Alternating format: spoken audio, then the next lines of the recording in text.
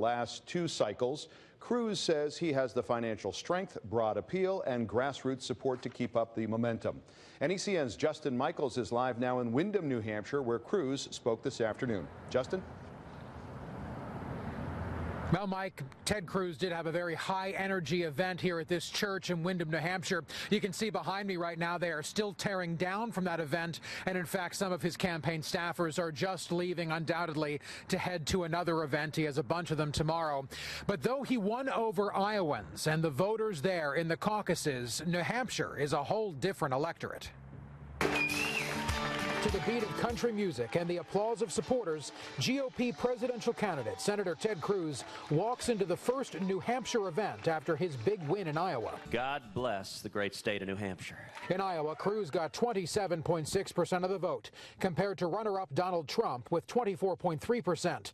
But Cruz is walking into a very different state than Iowa, where evangelicals are far and few between and moderates run the politics. He has history up against him. Scott Spradling is a political analyst who focuses on New Hampshire politics. He knows the ins, he knows the outs, and he knows all the history. There has never been a successful Republican leaving Iowa to really make it a successful run here in New Hampshire. A history Ted Cruz is confident he can turn around, and he says it all starts with the people of New Hampshire. Y'all treat politics in New Hampshire like we treat football in Texas.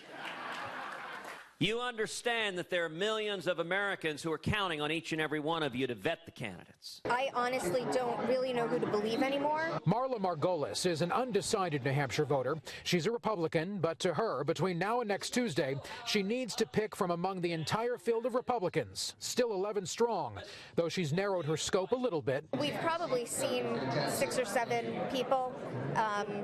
And I was just joking, who else can we go see next? But really the consideration is, for me, Cruz, Rubio, Trump, and Christie. So Ted Cruz is personally depending on swaying people like Marla Margolis to vote Cruz next Tuesday in New Hampshire's first-in-the-nation primary.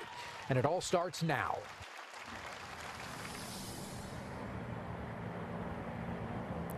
And in the next few hours, Ted Cruz actually has another event coming up, not here in New Hampshire. He's headed south to South Carolina, believe it or not, for an evening event.